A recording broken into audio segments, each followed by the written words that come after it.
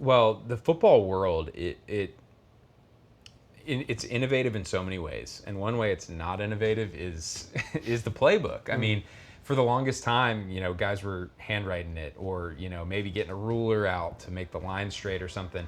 And then you got into Microsoft Visio, which what's interesting about Microsoft Visio is it's an architecture app. So it's like the same thing you'd use to remodel your bathroom is what you're using to draw up mesh.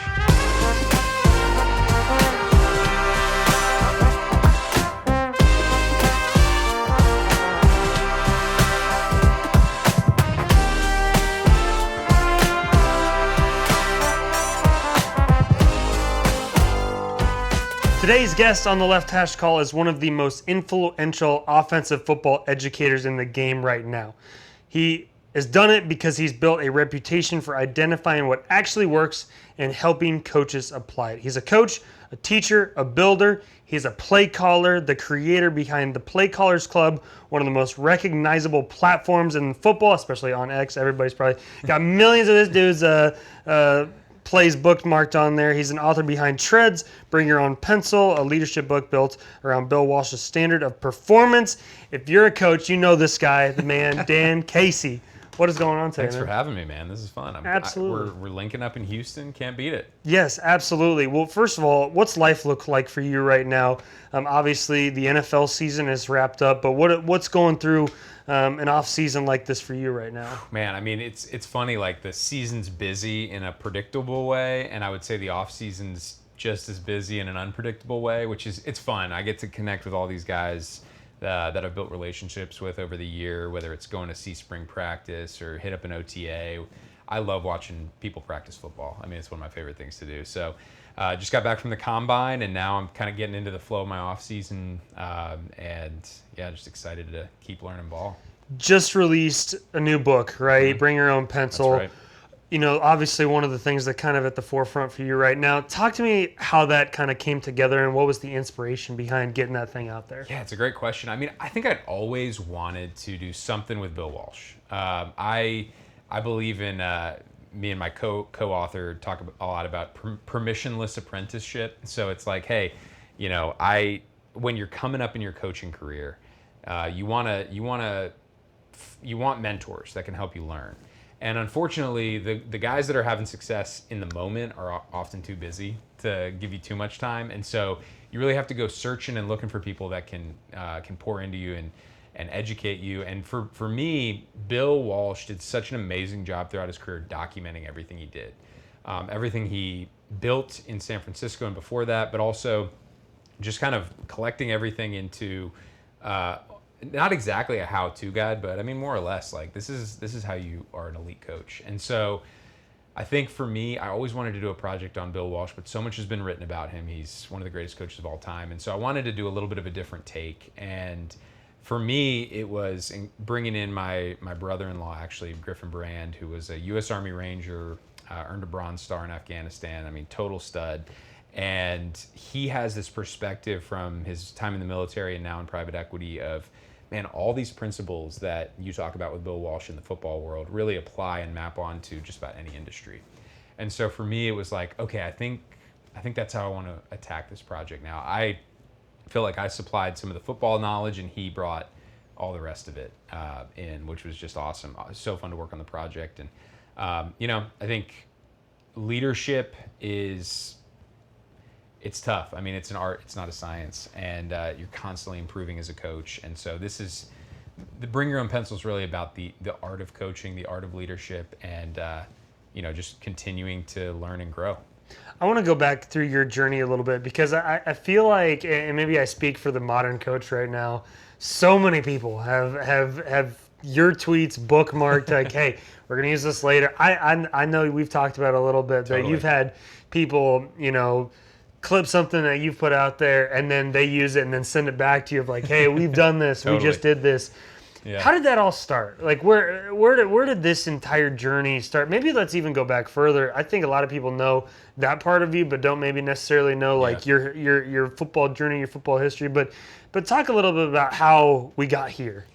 No, it's been a wild ride. I mean, I was delusional enough to think I could keep playing past college. And so I played FCS football at Davidson College.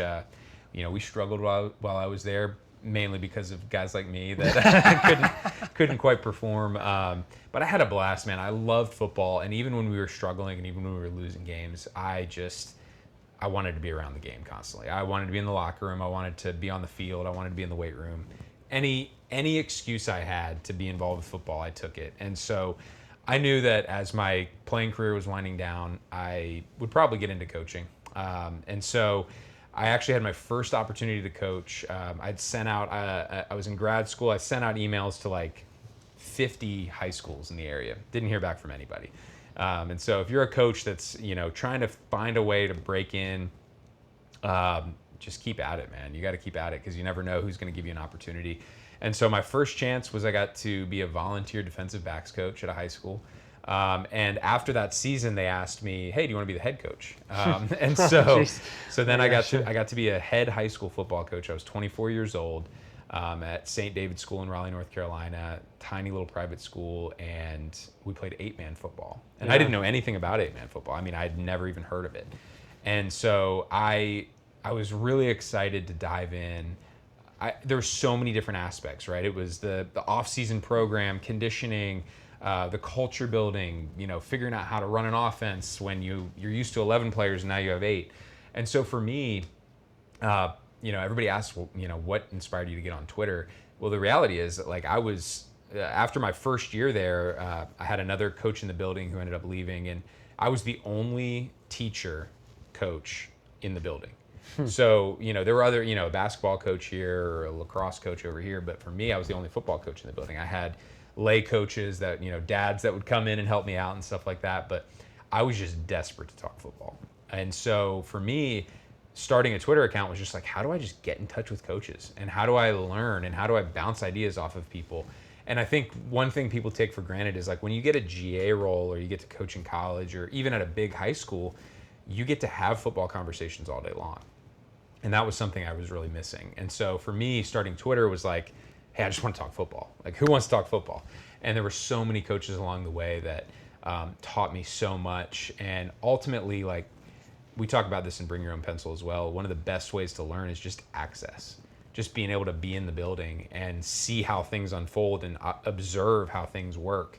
And so for me, I was so fortunate early on that I got to observe practices, and then guys would send me film, and I would just get to soak everything up. And I wouldn't say I'm completely self-taught. I mean, no one's self-taught, but I just got to learn a lot just by watching film and just by watching practice and seeing how it unfolded.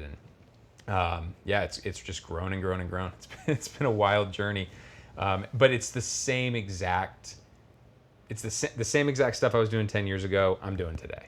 It's just maybe there's a couple more people following me, or I'm in some really cool buildings, like in an NFL building or something like that. But it's the same stuff. When you're calling plays, I'm curious. You have access to so much film, and you're talking to so many people. You only get to run probably 80 plays yourself during the course of a game. If that. How does someone like you that has all this film, you can and posts all of it, how do you whittle it down? Is there a filter for you that you like to really subscribe to, or when you're putting together a game plan, what's that look like for you?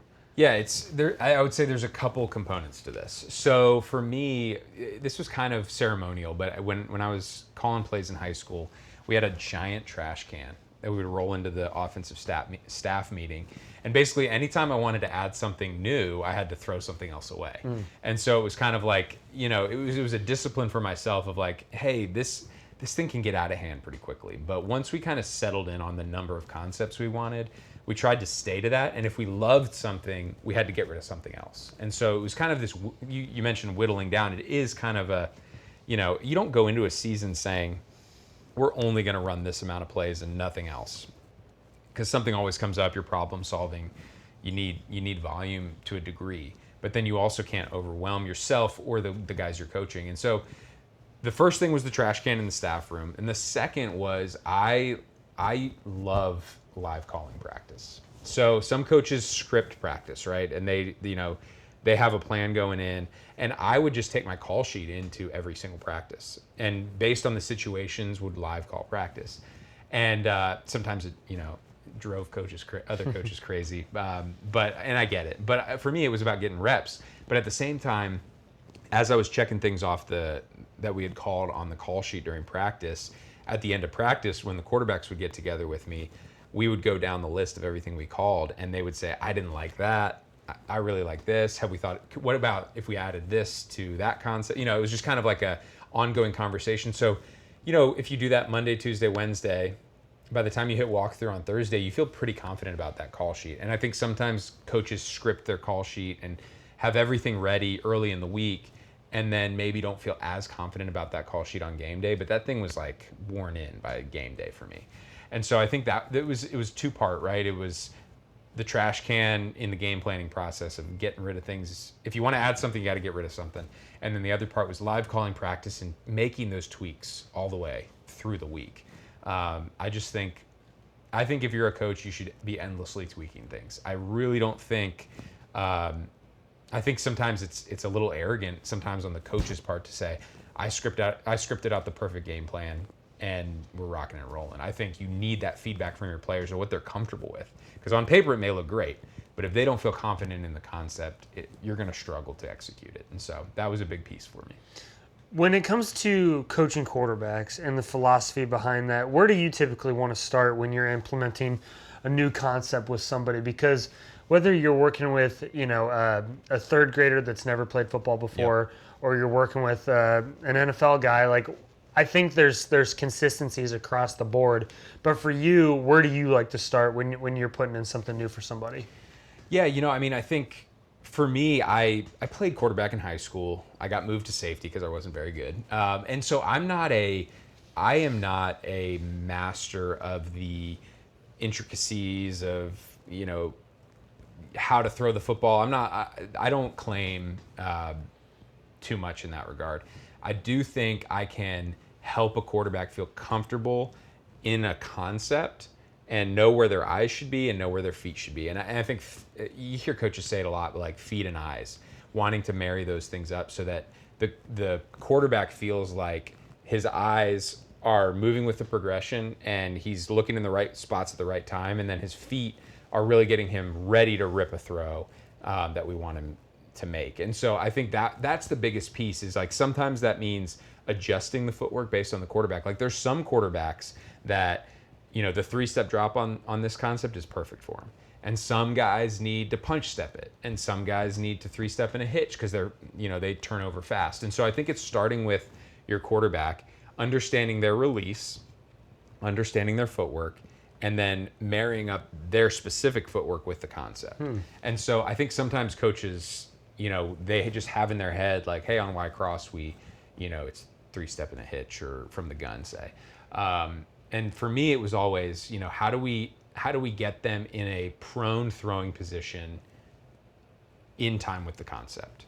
And a lot of that's knowing, all right, how long is their release? Because some guys can really get the ball out quick, and some guys have a little bit of a elongated release. And as long as you're accounting for that, it can all work.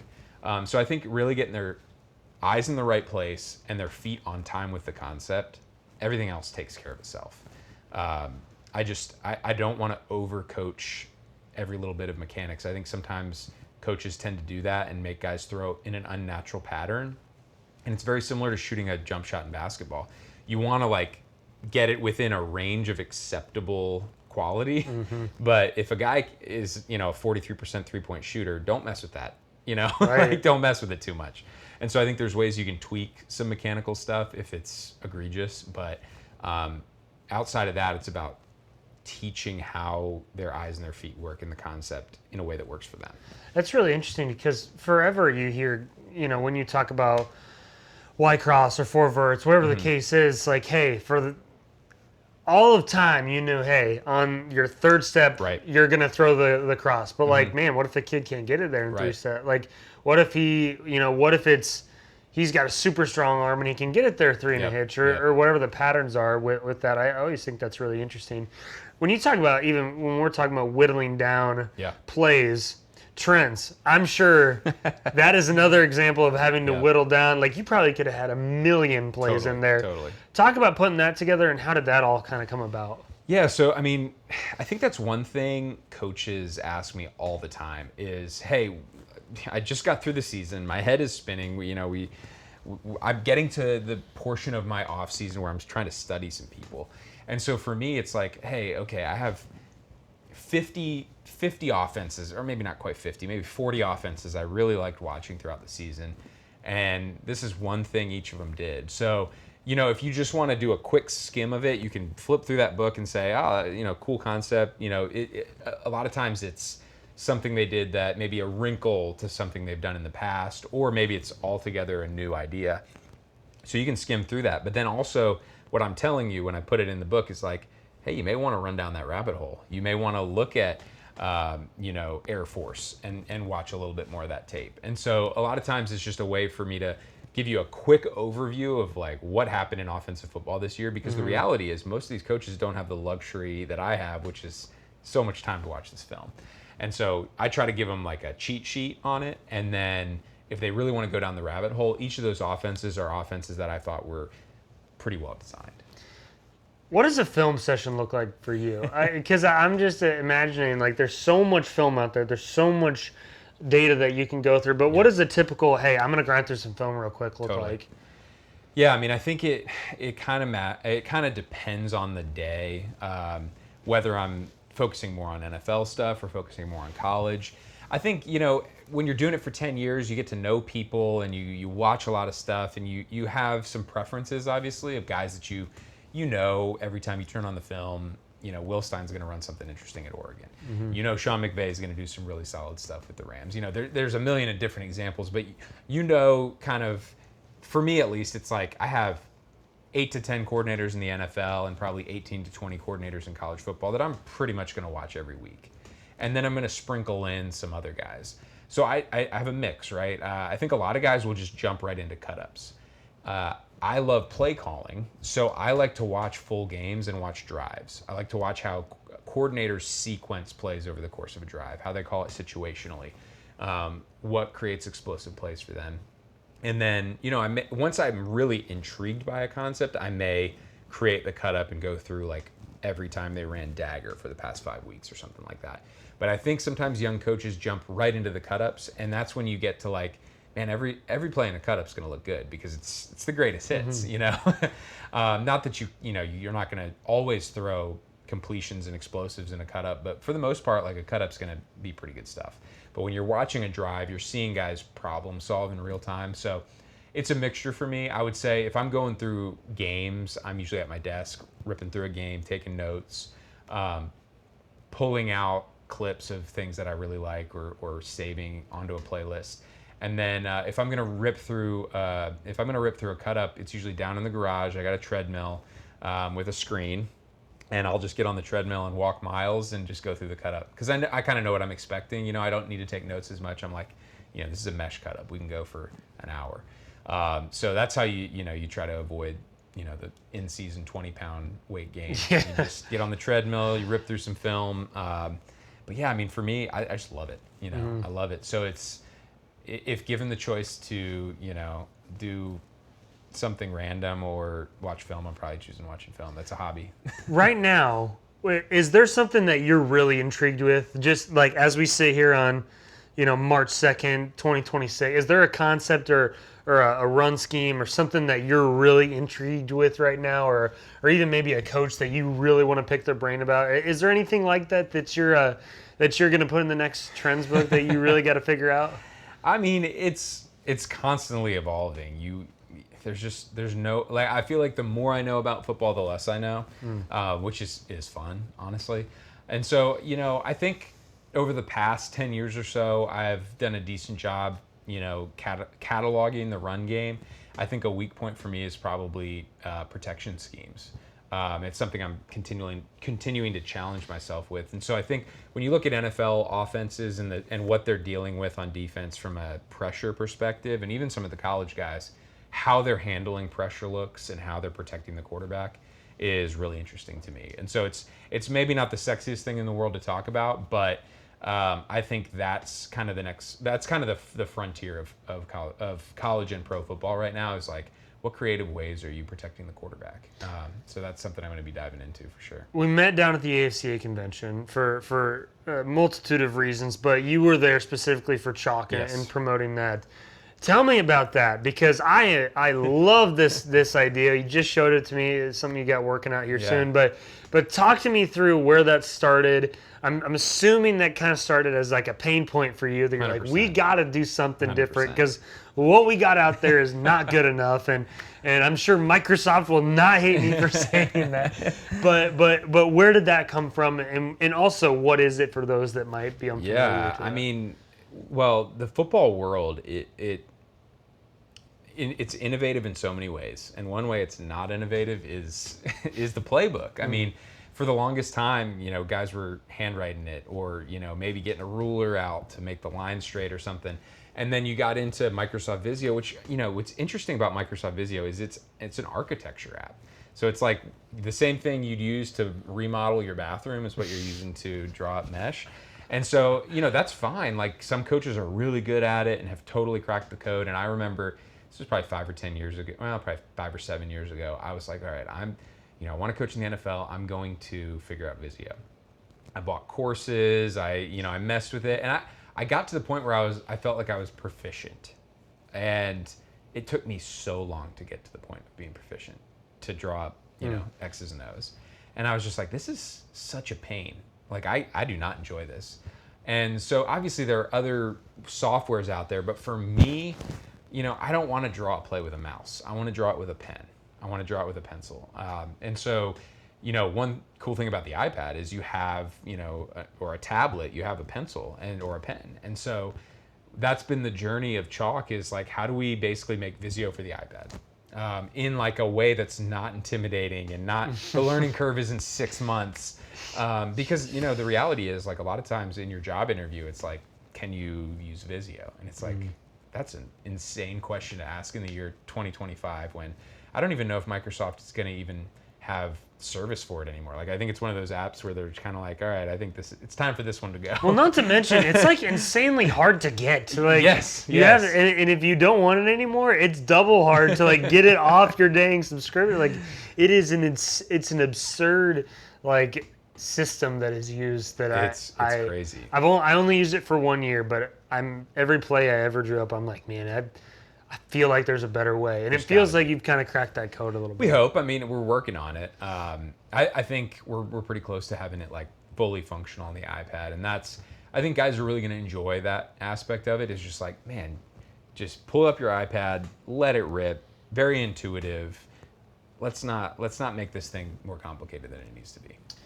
Switching gears just a little bit, I'm curious, with all the cut-ups in the film, who do you think calls the best game right now? Obviously, there's so many good ones out there right now, but when you're watching a cut-up, whether it's college, NFL, maybe pick one of each, like, is there one guy that stands out amongst the rest that's like, man, when I watch him call a drive, or I watch him call a sequence, like, that guy has got it. I mean, he's got it, and I want to keep watching what he's doing. Yeah, I mean, it's right now, I think, especially over the course of the past 3 years, really, it's hard to look at Ben Johnson and not say Ben Johnson. And I think it's not necessarily that it's not the trick plays, it's not the shifts and motions. It's really the sequencing of the concepts and calling the right play at the right time, and creating matchups and stuff like that. And so I think for a lot of coordinators, diagramming the play or designing the play is just the tip of the iceberg. It's how does it fit against the opposing defense? How well do your players execute it? How much can you problem solve that concept in real time? And I think that's a key as well. Again, I'm not a huge believer in halftime adjustments, in terms of like, we go into halftime and we present a new scheme. That doesn't really happen. What does happen a lot is, hey, what if you outside release this route on this concept versus the defense they're playing? That may get you open on time a little bit better. So it's like these minor tweaks that are happening, and it's happening with the quarterback and the receiver on the bench. It's happening with the offensive line coach tweaking something. So I would say the most important thing for a play caller is not the design, because we're all more or less calling the same types of plays. But what separates good from great is the guys that can tweak it in game and the guys that can call the right play at the right time in a sequence and set things up. And I think Ben does a phenomenal job of that.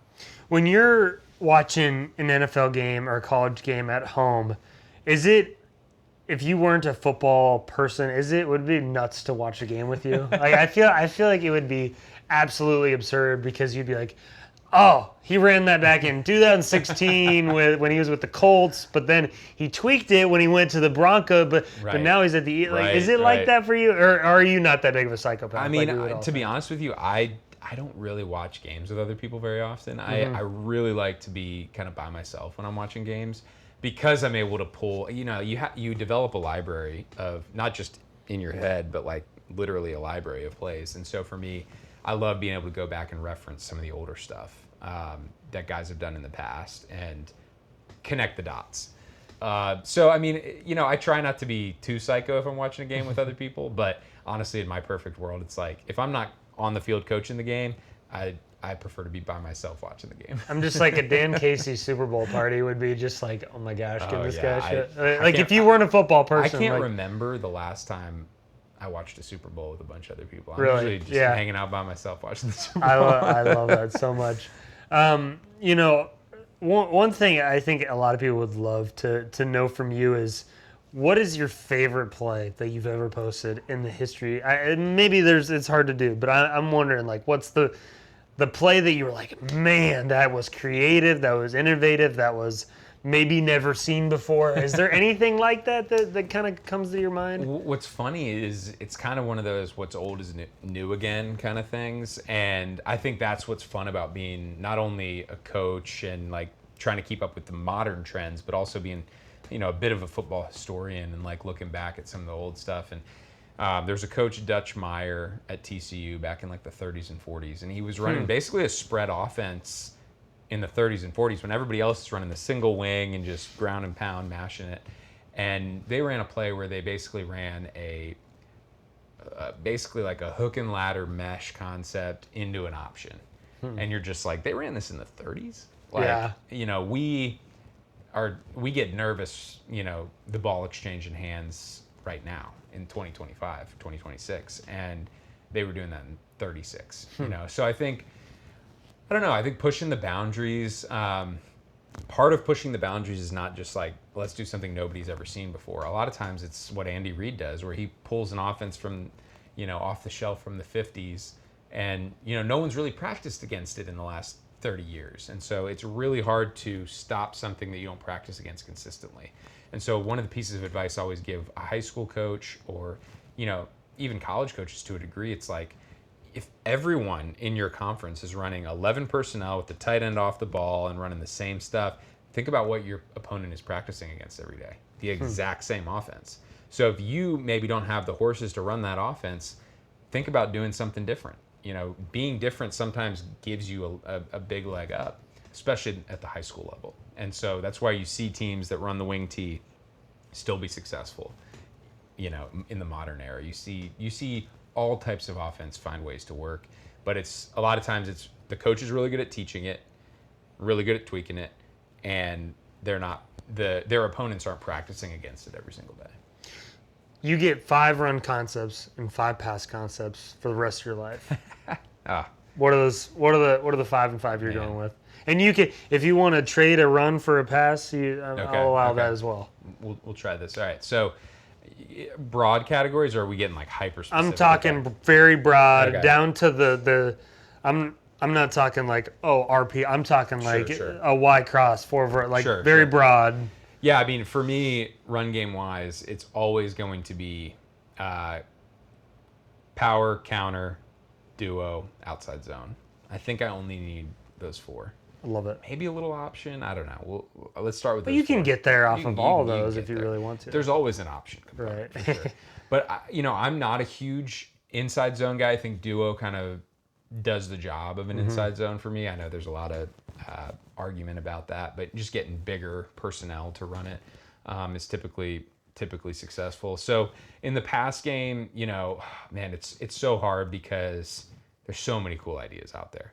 And I think in the pass game, you're trying to have concepts that can serve both quick game and like a longer progression. So obviously for me, it's going to be mesh, Y cross. I think I'd throw in some sort of like Yankee concept, so like a big post and a deep over, so like play action shot type stuff.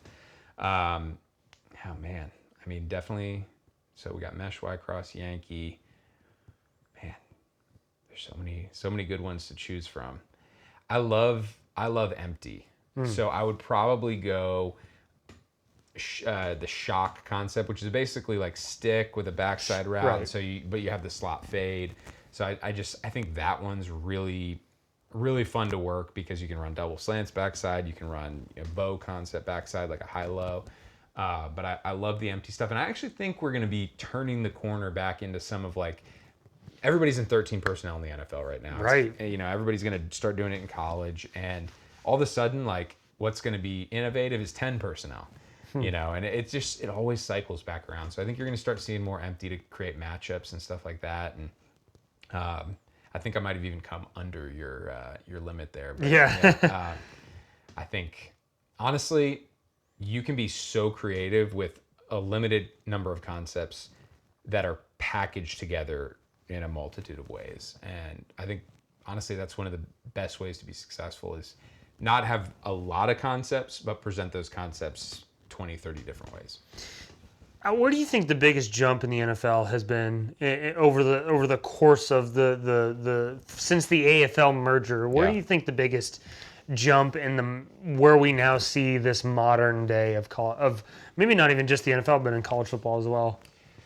Yeah, I think it really has a lot to do with the pass game. And I think when Bill Walsh and the 49ers really proved that the pass game was viable in a very physical era, I think that also influenced some of the rule changes. So, I mean, clearly throwing the football is beneficial. The rules are on the side of the offense, and they weren't always that way. But I think the West Coast offense in San Francisco through the 80s really changed how the game is played in a lot of ways. And it's in a different way, right? Because they weren't championship teams, but I think in a way that the air raid is kind of like a passing version of the triple option in a lot of ways. In fact, Mike Leach is on record saying like the wishbone and the air raid are basically the same thing. It's just like how do we spread the ball out, get all 5 guys involved, and spread the field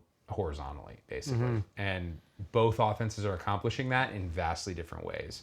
So I think you have kind of 2 camps, right, of trying to accomplish the same thing with the triple option and the air raid. And I think that's had a massive influence. And now you see coaches kind of almost meshing those worlds together of like, yeah, we run some air raid pass concepts and some option-y run game stuff. And it's kind of like, it feels like it shouldn't fit, but it actually kind of does fit. And then with college football specifically, I feel like in the world, and we kind of talked about this a little bit earlier, but in the world of college football, where there's transfer portal, there's NIL, guys are moving around all over the place. Some would say that modern college football has gotten simpler, and that the concepts are simpler, and that it's more broad versus really dialing it in. How do you interpret that, and how do you see that, and how have you seen that grow, and maybe also diminish as far as what guys have to learn at the quarterback position, and also like how they are communicating with each other? It's tough because I mean it's cliche that you're only as strong as your weakest link, but when you're installing an offense, you may have a quarterback that has a horsepower, like can really process the game. But then it's like, man, we have 2 freshman guards. So we can't be that creative protection-wise and schematically. And so every coordinator's kind of having to dial in, like, what can we do? And so I think in a lot of ways with the transfer portal, because of a lack of depth and not having multiple years in a system before you really hit playing time, the offenses are simpler. I agree with that. But I think there are ways that programs can get through that, and I think you can import a quarterback, and they can pick it up as long as some of the other pieces are in place and guys feel confident. I think sometimes when you start to full freight, like you're bringing in a whole offensive line, that's where things start to get really hairy.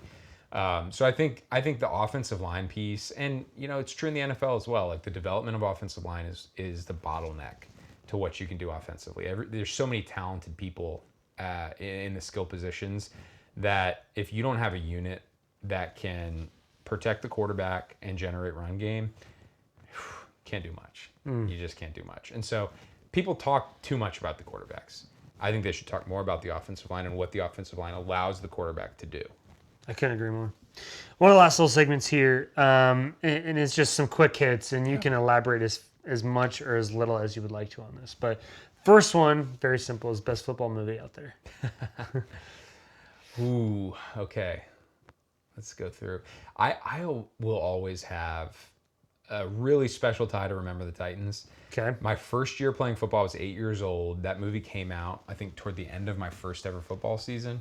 My dad took me to see Remember the Titans, and so I feel like that's just like core memory football.